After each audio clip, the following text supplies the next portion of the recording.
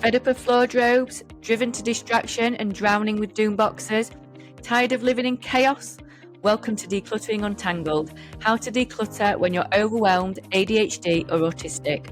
I'm going to help you uncover the secrets to decluttering, no matter what hurdles you face. You'll discover how to declutter, de-stress and transform your world. I'm Heather Tingle, reformed hoarder, neurodivergent declutter queen, and your guide through the maze of mess. Let's get untangled.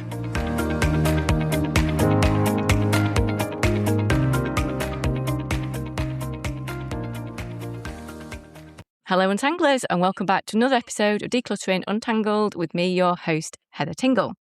Today is very unusual because I've got a guest in the studio, and this is because I think it's one of the subjects that we're going to talk about today, which everyone does ask me about, and everyone comes into my community in a mass panic because they need help doing this thing. And this thing we're going to talk about today is moving house. So if you are neurodivergent and moving house, this is going to be especially useful for you. But if you are moving house full stop, it is also going to be useful for you too.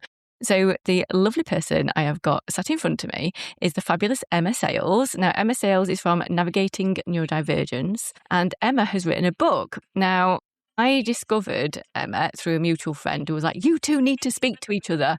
And we replied back, actually, we've already had a chat because we found each other naturally. Because Emma, I discovered, has written this book called Unpacked, Neurodivergence and Moving Home. That right? Moving house. Moving house. Neurodivergence and moving house, yes.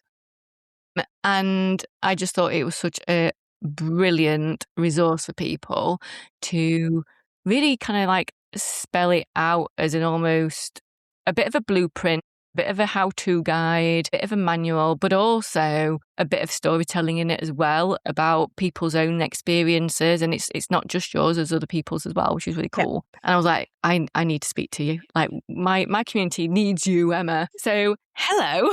Hi. Thanks for having me. And I've lost them. Right, so we're going to start off with is what made you decide to write a book? Because a book is a very stressful thing to write. It is. I also know that you are, not only have you moved house into your forever home, fingers crossed, but you are also getting married. I am. Shortly, which is a very stressful experience in itself. So moving house, getting married and writing a book, they're pretty stressful things. So what on earth made you think that writing a book was a good idea right now? I mean, ADHD, probably, to be honest. Let's be real. But I was speaking to a coach that I was working with, an ADHD coach at the time, and everything went wrong. It was about 3 months into the house moving process, and we were looking at this house, and it all fell through and went back to the square one. And the coach I was talking to basically said, just remember that when you're neurodivergent, moving a house is a full-time job, or essentially a full-time job, because it takes over everything. And regardless of whether we feel like it should, there's so much out of our control, so many unknowns, so much chaos. It does tend to take a bit of forefront in our brains. And I had a look online and there were no books about moving houses. I mean, there's plenty of checklists for moving house. There's loads of like, oh, this is how you pack this is how you do this, but nothing about this is why it's harder with neurodivergent brains, and this is what you can do to help yourself. And so I was just like, you know what? Why not? Why not write a book? I mean, it took me a long time. It's probably the hardest thing I've ever done in my business by quite a stretch. But it is something I'm really proud of having done. And it's a decision I'm glad I made at the time. That's brilliant. And I think also having a realistic plan of how to do it, not just everything's fine and just you organise it by this, because let's face it, how do you plan to move when, like, in theory the books would tell you, I mean I haven't got books like this because I have not moved house in a long time, but how do you plan it when the books would tell you do this week, do that week, and put this time aside, when our ADHD brains are like, absolutely not, we're going to wait for the last minute possible and then we're just going to panic and either go into paralysis and not do anything because we're terrified, or we're going to go, oh, I didn't think about that yet, and then you leave it to the last minute. Like, how do you plan when you can't be consistent when you're moving house? So it's a difficult question to answer because everybody is different. And that's the Yes. really important thing to acknowledge, is that we have to do things our own way.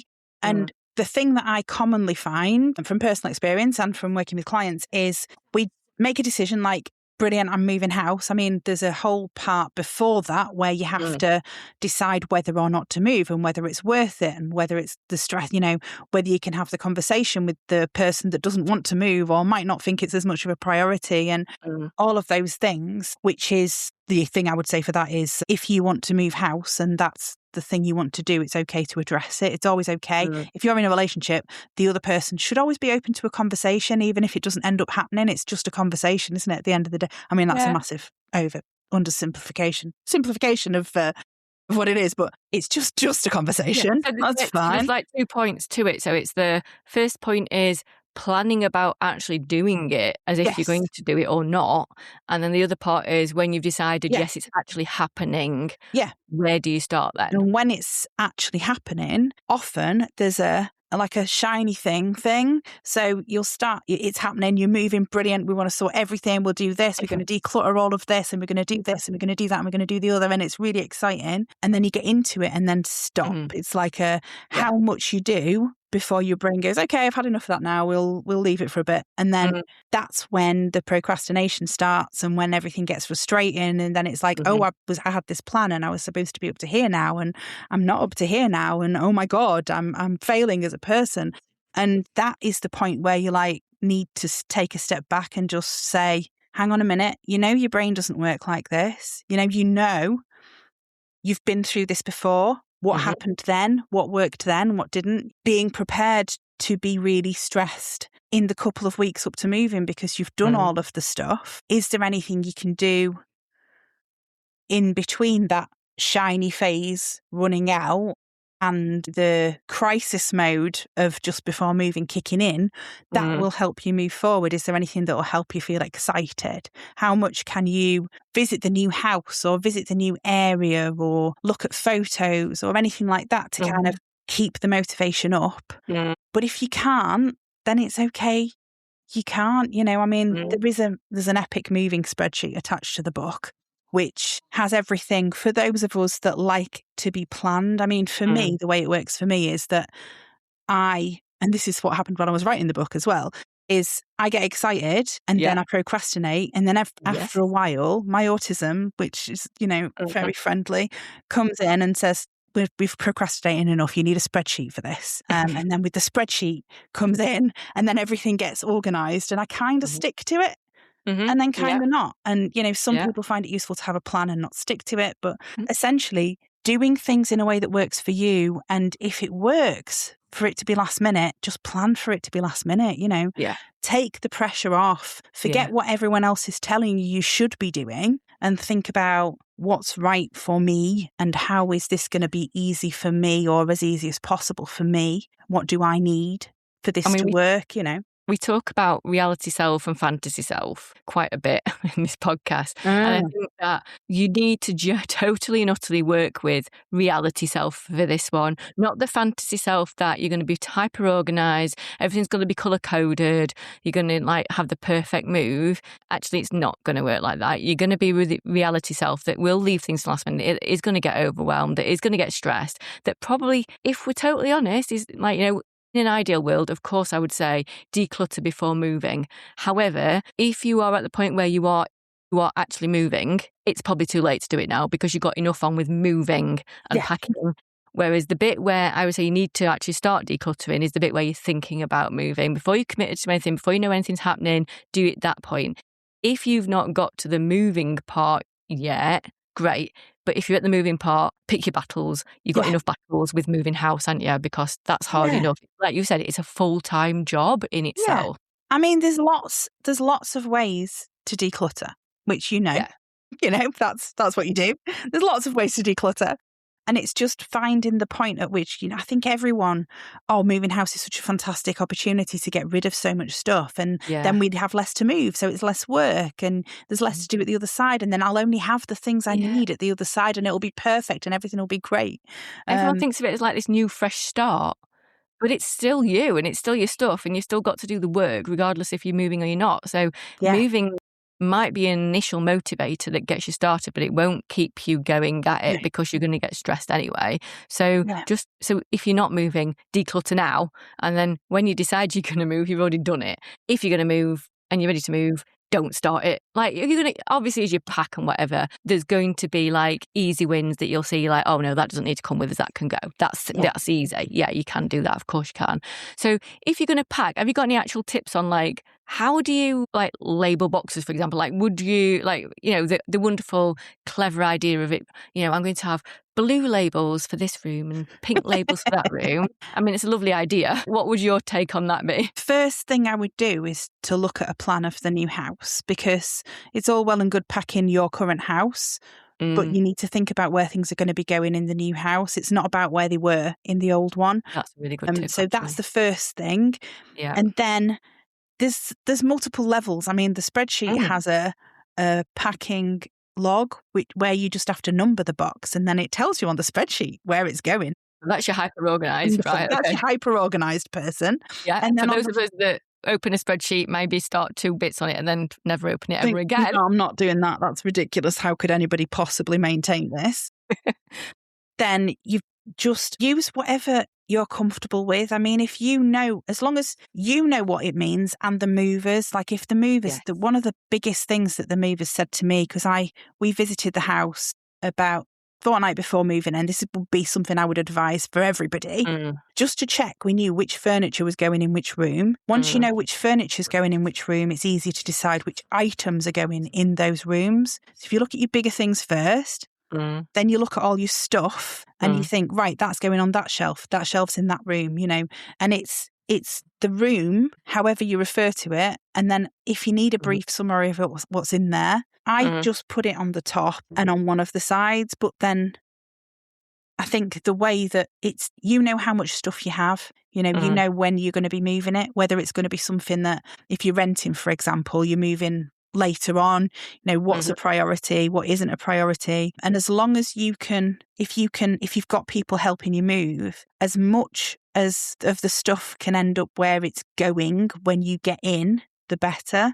So it's what's going to make it easier for the moving process. How many times, if you have to write it on every side of the box, then that's okay to do. If you only write it on one side, but you have everything piled in the same way, that's also okay to do. Whatever level of organisation, but you do need to put something on the boxes. Yeah, I mean, literally anything. Just put something that gives you an idea. Another thing that's useful to put on is the priority. So if it's something that you're going to need to keep at the top and not have underneath a pile, you know, don't put stuff on top of this. We're going to need it tonight, kind of thing.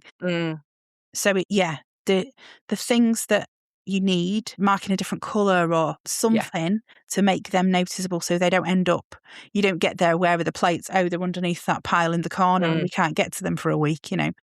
I mean, the thing I liked about your book wasn't just about, it really does do like the before, the during and after, because obviously after part is really important. Like one of the things I would say to clients, and you've got a great take on this, which I love, which is, for me, is pretend you're going on holiday and put your clothes in a suitcase. Like, at least you've got clothes, you know where they are for the next couple of weeks, whatever. Do you want to just explain what works for you and what you thought worked really well? So it's the thing you've got to acknowledge and notice is when it stops being, I'm going to get everything done before I move, and when it starts being, right, I can accept that we're not decluttering and we're not getting rid of anything and everything just needs packing, and what can I do? How do I get the last few things packed, or even if it's still the bulk of everything? And like we're not panic stations mode. Like, right, panic stations, we've done 3 boxes of packing, we've got a week left, we have to pack up the rest of the house. At that point, it's make a list of all the things that you're going to need. Think about your meals that you're going to eat, so you know what cutlery and what plates and what pans to leave out. Think about what clothes you want to wear so that you can keep them out. You know, keep your space. So it's advisable, or at least in most people that I've spoken to experience, keep your recharge space until last. So whether it's you have some plushes that you need that help you feel safe, you've got to keep your safe space safe in your home for as long as you can before moving. Yeah. that is likely to be the last thing you pack and the first thing you unpack, because again, when you get to a new house, create a safe space as soon as you can, so that you're going through so many unknowns, and it's okay to need the things that regulate you. So in with your clothes and your meals, you've got to think about what you need for regulation, what anyone else in the family needs for regulation, you know. And once you've thought about those things, everything else can just go in a box, go in a bag with a label on it, with the room, you know, just when it's a just get it packed kind of scenario. And if that's where you're at, that's fine, you know. So right on that box, like minute one priority, the minute we're in the house, for me, it's my kettle, my mugs, my tea bags, my phone and my phone charger. And probably a comfy like pajamas or something to put on so I can like chill. And obviously a takeaway on speed dial as well. That would be So that's a really good tip. It's almost like, I think when we were talking quickly beforehand, you almost said it was like your not pack list. Yeah, the not pack list. So if you make a list of the things not to pack, then don't pack them. And then a list of the things that you need first in the new house. Yeah. And then you've got the things, because if you've got those out of the way, it's usually going to cross over, but they might not in every case, because you want the things you need first to be available first. So it's useful to put them with the things that you're not packing yet, so they don't, again, end up under a pile of other stuff. And it's knowing what you will need now and after to make your life as easy as possible, and everyone else's life as easy as possible, to make you comfortable in the knowledge that you've not accidentally packed something that you need, because that's the worst thing, I think, when you're moving house and you realise that you needed this and actually you have no idea where it is. So if you just when you get to that close, that's the things, just make sure you try not to. But if you do end up packing something that you shouldn't have, then don't worry, it's all right. Most things are buyable in shops and things. And if you end up replacing, I know once I moved, not this time, the time before, and my ex-husband and his dad put everything up in the loft, and I couldn't get up in the loft because I was pregnant. Oh no. And he couldn't find things. And there's a nice quote in the book that says it turns out they were there. He's just not very good at using his eyes to see things. A lot of people nodding their heads at this point. But yeah, I mean, we just replaced a load of stuff. And when I found it, I was like, I wasn't going insane. Fantastic win. Now I've got 2 hairdryers. And it was fine. You know, it's not the end of the world if you have to replace stuff. So get your unpacked list sorted. Leave those till the very last minute, and then the first minute when you get to the new place. Can you just talk us through about what happened last time? Moving day. Moving day went quite wrong. It was hard. Is that quite the good way of saying it? It went a bit wrong. It was a hard day, and there's so many things you can, and this is a thing we do, is obviously ruminating is a problem, and going back and I could have done this and I could have done that. And what I did with those is create some resources and put them in a book, because when basically on moving day itself, my fiance was selling his house and we were moving into ours, and that's the day that I think of as our moving day, even though I had a rented house separate. But I got to his house and he'd basically gone into autistic shutdown, and he hadn't been able to finish packing. There was like one item left on every shelf. It was as if he'd packed a box and he hadn't had space for the thing in the box, so he just left one thing on pretty much every shelf. So then another thing is create a box of leftover things and put all the leftover things in that box, so you know there's bits and bobs in it, but it's fine because that was intentional. And he hadn't been able to really communicate with the movers who were there. They didn't know what needed to be packed and what didn't. His kitchen stuff, they hadn't been told to take his kitchen stuff. So we ended up taking more space in the van, and he basically just couldn't do very much at all. I mean, I was able to give him, as with autistic shutdown, it's like give him specific instructions. I told him to go upstairs and, you know, do set things, find those things off the shelves, get his coat hangers out of his wardrobe, whatever, you know, the little things that he could do without having to think about it. You don't need a lot of thinking. It's an instruction. Do this, full stop. And do this, full stop. It doesn't require any like nuance or anything. It's just a really easy command to do. And Absolutely. That's what you need. For you to be able to go to the movers and go, you're like, what do you need from me? Yeah. And they just said, can you finish packing? And I was like, okay, this is where we're at, is it? And I was like, what's happening? He's like, don't know what to pack. And I'm like, everything. We need to pack Literally everything. And Yeah. he's like, but I don't. I'm like, it's fine, don't worry. And the thing with crisis mode kicking in, I was just like, right, fine, we'll do. And it was fine. I mean, the resources I've created for the book which is or you start moving. If you think about who you're moving with, what overwhelms them, go through your what ifs. So what if this happens? What if this happens? What if this happens? What if this happens? And create a backup plan for all of those. No matter how crazy it seems, have a backup plan. Yeah, we're good at that. We're good at that backup plan.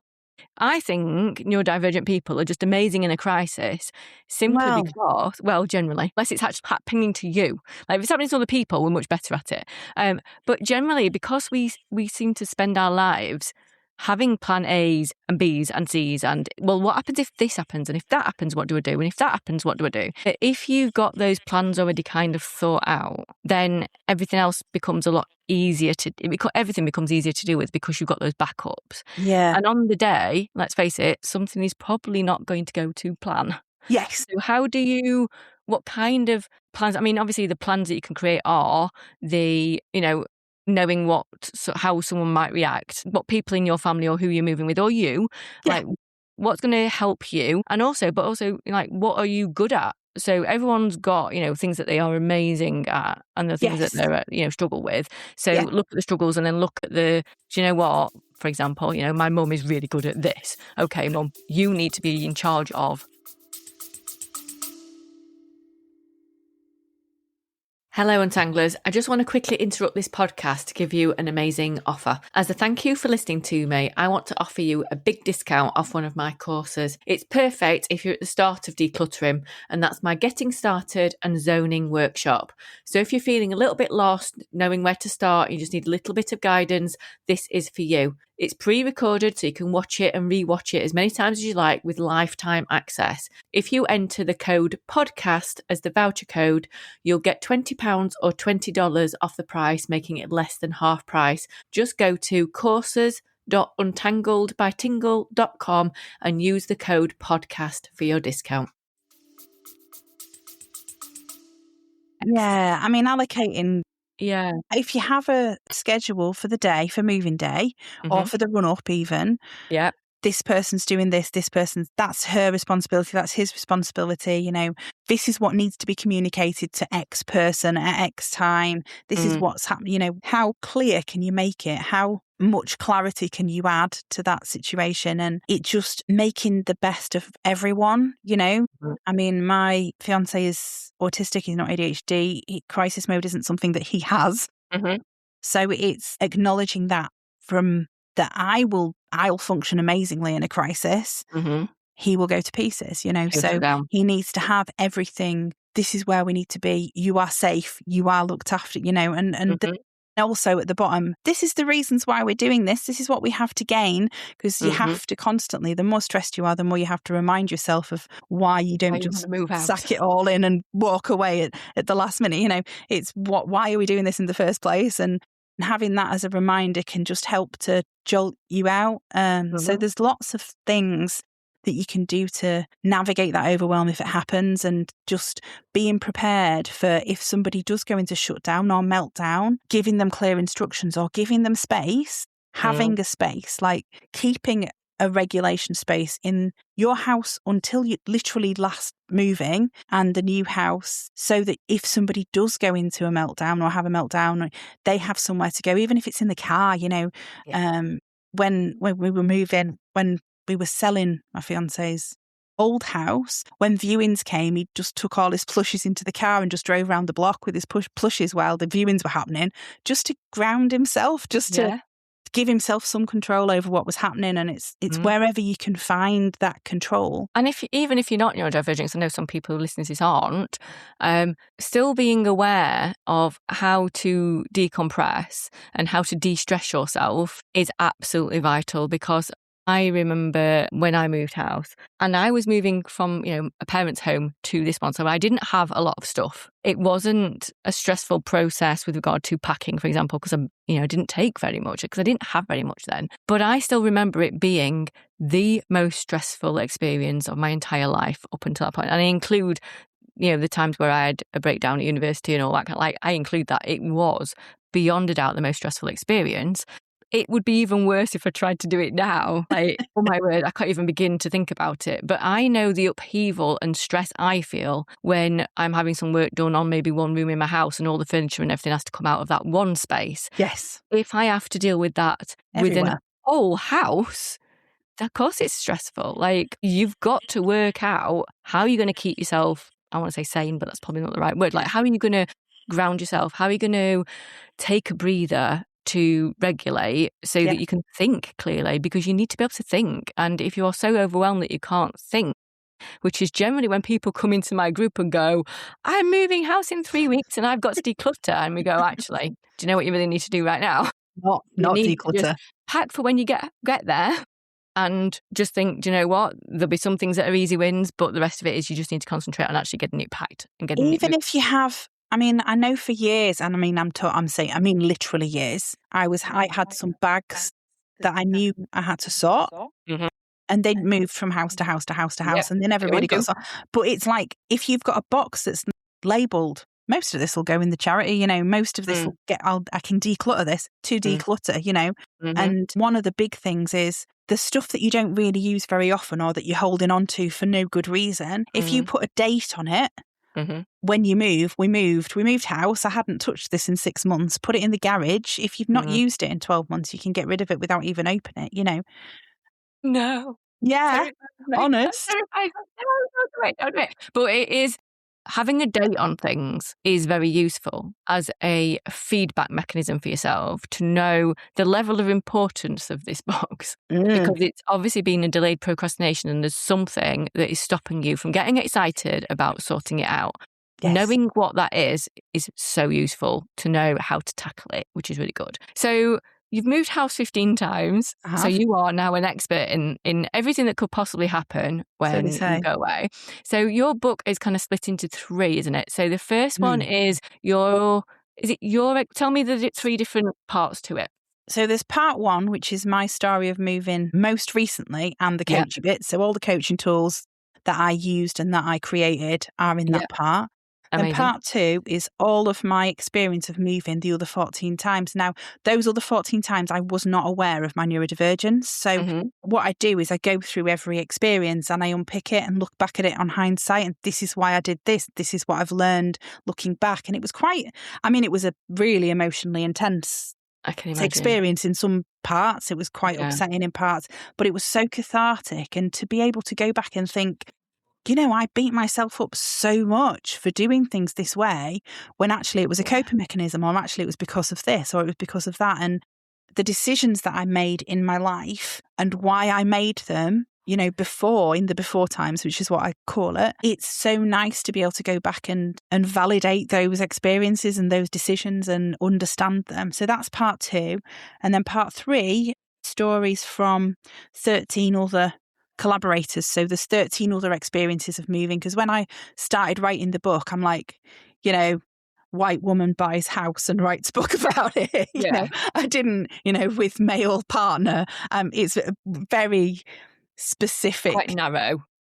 Yeah, and I didn't want to. I wanted to provide as many perspectives as I could. There's 13 other stories. So we've got a military wife, we've got someone who moved into an RV, we've got people combining households, we've got people splitting up, we've got single people. And there's all sorts of that's so useful experiences in there. So it's not just my story. It's not just one experience, is it? Yeah, there will be different parts that each person reading can take from each bit. Yes. And there are some bits that are appropriate and some bits aren't, but you'll still learn something from others of what went right, what went wrong, or your unpicking of, if I'd have known this. Yeah, that and kind of thing. What was quite interesting in reading the other collaborators is, because obviously I got all the collaborators in before I wrote my part, because, ADHD. And what was interesting is no matter how different the experience, there were some things that were a common vein. Things that were in most stories, that the quotes that I could pick out that could apply to most people. It was really interesting. And then again, the extremes, the differences as well, where some people were so incredibly organised and top of it, and then other people just really just don't mind. Whatever goes. And yeah, it was really interesting. And people that I speak to, I'm happy to talk to anyone about anything, but the more stories I hear of moving, the more glad I am really that I've done this and had this kind of as a thing, like a string to my bow now. So it's interesting. I find the way that our brains approach things so interesting. So this is quite a specific thing to get my teeth into. But it's so needed. It's really needed to be able to have knowledge of others' experiences and how you can make it easy for yourself is so useful. And also, like, I mean, I'd love to hear, like, one last top tip before we go. But I know one of the things that I have seen in people's